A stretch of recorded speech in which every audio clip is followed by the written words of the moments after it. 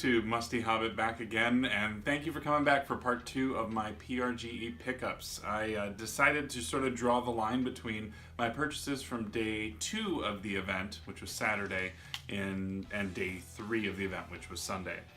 So if you haven't yet looked at the purchases from the previous video, go check those out. There's a lot of really big marquee titles there that are really pretty awesome.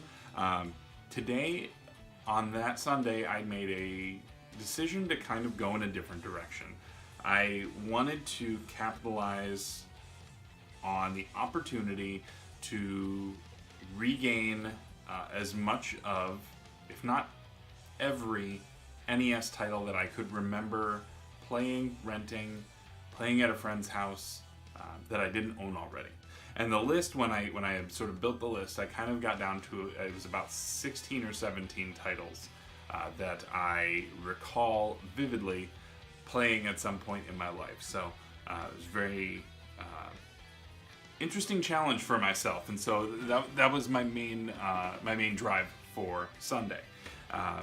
But that wasn't all I picked up on Sunday. I did manage to snag a few more Sega CD games. So I recently got, Sega CD was the last console that I had yet to acquire. So I was looking for titles for it because back here's looking kind of thin at this point. So I managed to get some, what I would call staples for the Sega CD. And some of these are versions of games that are out on other systems, but people regard the Sega CD one as sort of the definitive edition of those games because of either audio quality or gameplay. And so let's show you those. We'll start off with a copy of NHL 94.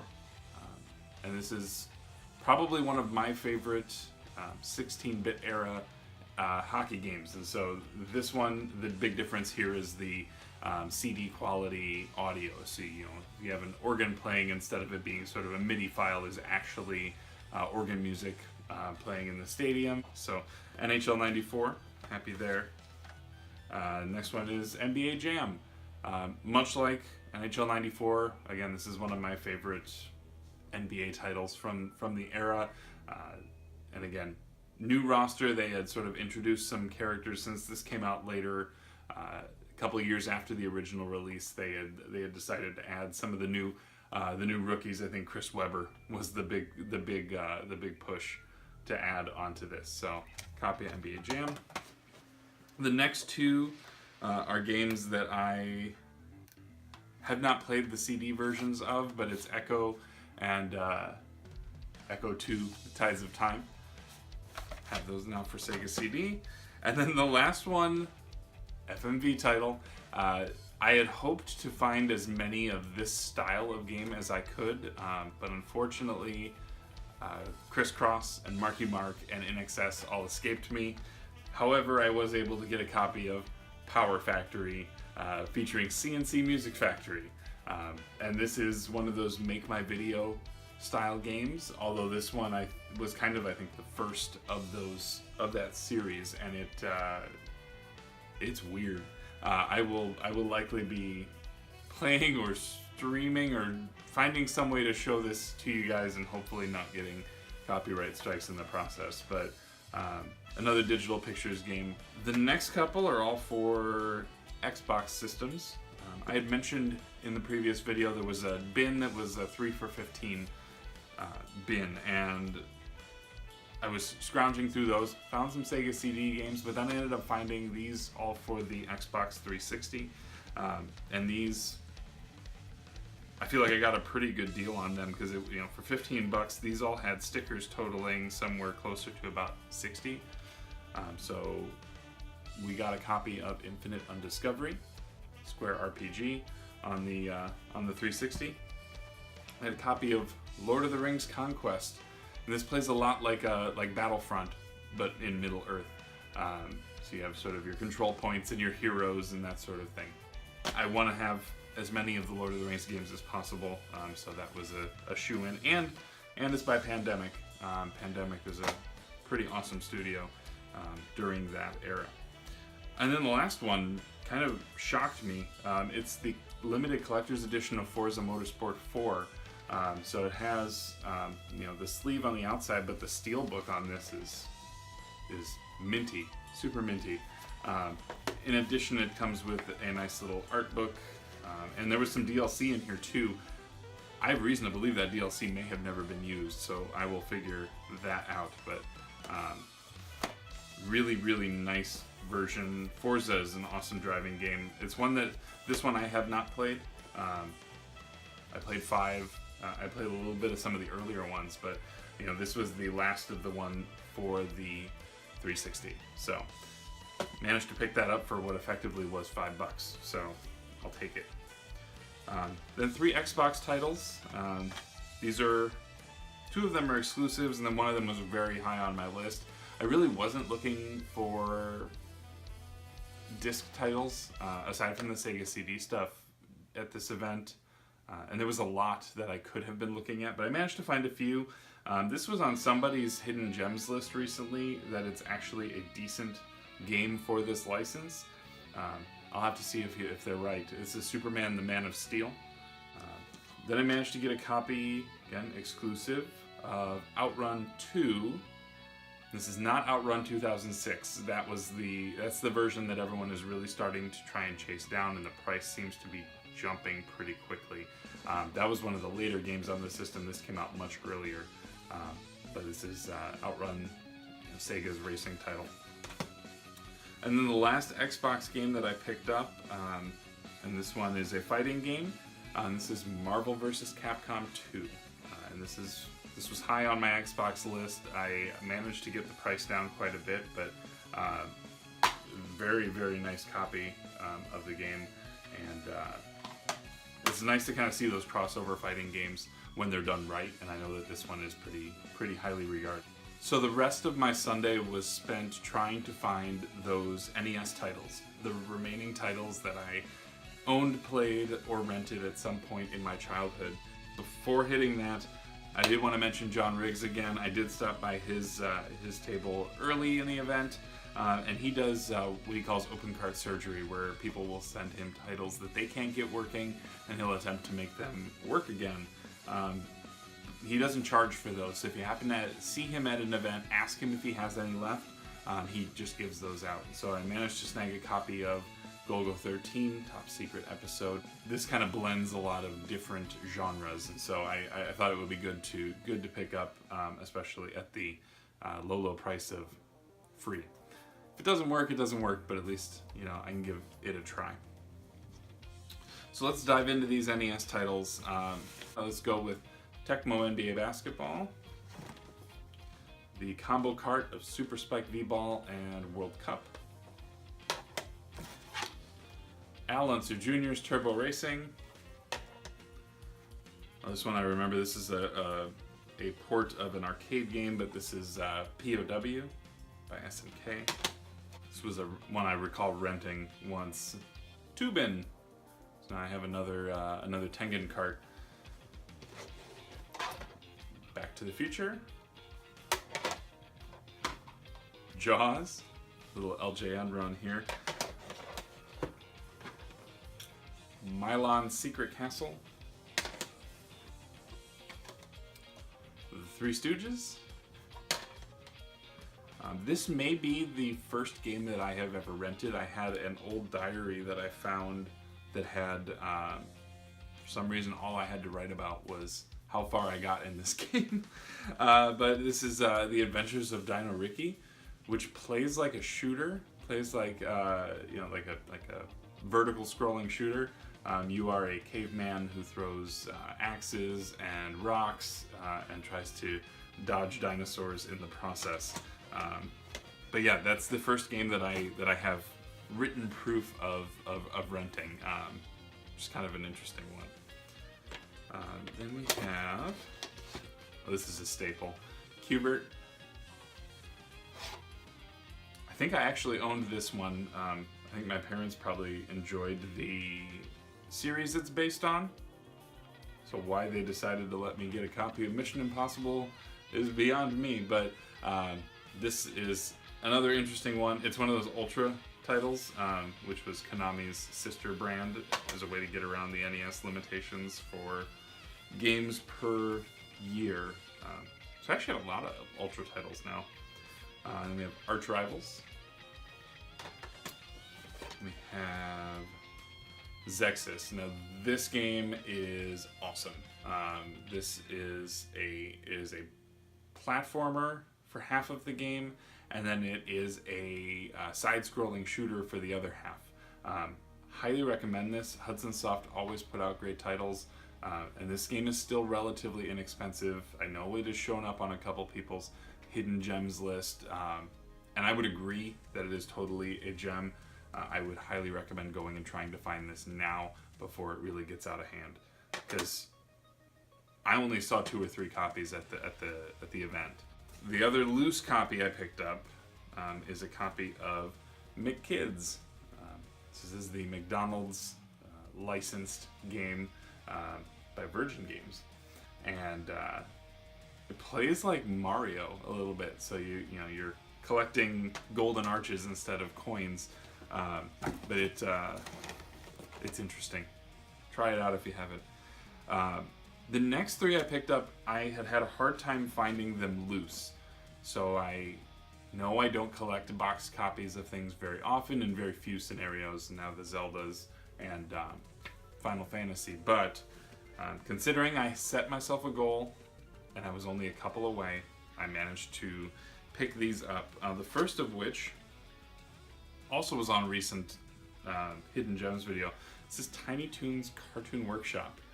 So this effectively is a very basic stop-motion animation suite using the Tiny Toons license. They actually encourage you on the back of the box to hook up your NES to a VCR and record your cartoons, so you can make 2 characters move around. There's dialogue, different backgrounds, and sort of special effects that you can throw in there. So to find this boxed, I don't know that this comes up very often, so I'm really happy to find a boxed copy. I did get them to come down on price quite a bit, which was nice. I don't know that they knew how few copies of this, because I think I saw 1 loose, and I managed to find this one boxed, but the loose one was gone by the time I was ready to pull the trigger on it. And then this one I have to thank Round 2 Gaming for finding. I had been struggling to find this I did not see any loose copies anywhere, and it's a Capcom title based on the Barcelona Olympics, and that's Gold Medal Challenge 92. So when Dean found this, there was no tag on it. Box, this normally goes for like 30, and he said, well, just throw a number at him. So I threw $10 out there, which is what normally the cart goes for, and the guy bit. He said he would even cut a bigger deal if I bundled a couple of the other games. So that's where I took out a huge chunk of these. But to get a complete copy of this game, which again, this is the only copy that I saw the entire weekend for $10, which left me with 1 game left, and I was struggling at that point. We were in crunch time. There were just a matter of maybe a half hour left, and I didn't expect this title to be so difficult to find, because I'd seen copies throughout the whole day on Saturday, but I didn't want to pull the trigger on those because I wanted to go get those marquee titles that day and sort of fill out the commons on Sunday. And so I was almost reserved to the fact that I was probably not going to get this title, but I ended up finding it. And it was boxed. It was under glass. So I asked about it, and I looked, and it has a price tag of $15 on it. At that point, I really didn't have a need for the box. In fact, the other 2, aside from being uncommon titles, I don't really need the boxes on this stuff. But the fact that I threw $5 out there. We were almost at the end of the day. I was going to try and go low, and they ended up giving it to me for $8. So I had marked it 15, got it for $8 complete. It still has the plastic around here. Even you can see even the H seam. There's a little bit of tear on the plastic, but these nice box protectors are kind of a savior when it comes to these. But so this was the last game that I needed to acquire, and I got it. I completed my challenge to myself of getting every of the remaining NES games that I remember playing, remember renting, or remember owning at some point, which was pretty awesome. And it led me to one more final purchase, and this one has a lot of meaning to me as well, and I could not pass this up. When I saw this, it brought me back to a time, and I remember the day when I opened my NES for the first time. And it was Christmas 1989, and I have the video, so let's take a look at that now. Yes. Go! Charge! Turn it over. Here we go. Yes! Yes! I knew it. I was guessing. Nintendo. Knew what I was guessing, right. Where's it from? Oh, goody. It comes with Who's it from? you two. Daddy and me. Goody. The action set. Oh, good. This one has the laser gun. Duck Hunt. Yeah, Duck Hunt and Mario Brothers on the same one. Okay, Don't open it don't now. Open it now. Okay, we're gonna finish with the presents. Well, Claudia, now you can open your other No, present. Joe, that's the game. You gotta set it up, you know. The one from you. Yeah. Daddy, this one? Yeah. Oh, that one broke easily. That one breaks easily. I gotta see the back. Oh, yeah. I can get to the second kingdom in this. I can get to 1-3.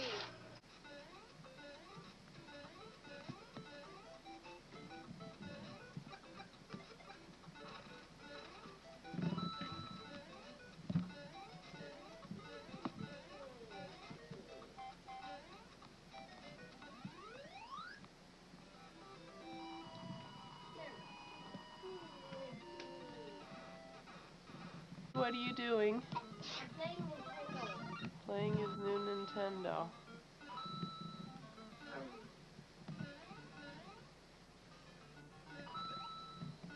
Should probably be playing for a long time. So back in 1989, I not only did my first unboxing, but I also did my first Let's Play.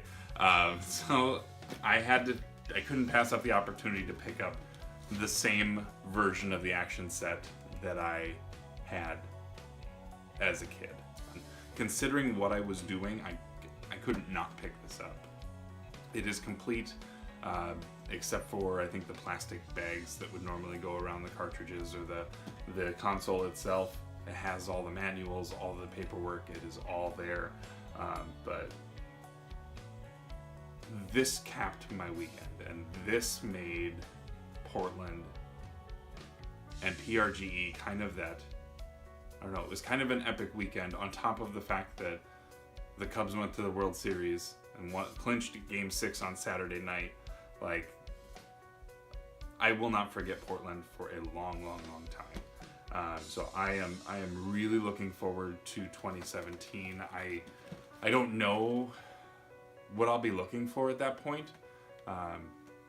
Like I said, at this point, the nostalgia play for NES is pretty much done for me. I have a few games left on my top 100 list. I'm up to 93 of 100 on my top 100 list, which puts me over my goal for 2016 on that list. So I think I've just about completed all of the collecting goals that I wanted to do this year. So I'm looking to kind of think about what next year is going to be, what sort of things I'm going to be looking for, what systems I'm going to be looking for, because it really comes down now for NES to what games I want to play, what games I hear, what recommendations I get from people. So if you know of a game that's not on that top 100 list and it's not one of the ones that I picked up here today that you think would be worthy of a place in my collection, please let me know. Please let me know in the comments. I'd be interested to hear so I can start contemplating that for next year. But this was really something, and again, if you are able to swing it, get out to Portland. It is incredible, and there's just nothing but awesome people there. So to leave you today, I took a couple pictures with a couple of people. So I will close out with that, but I want to thank you for coming by. Thank you for sticking out through 2 very long pickup videos. But I have been Musty. Take care of yourself and be good to each other. Bye.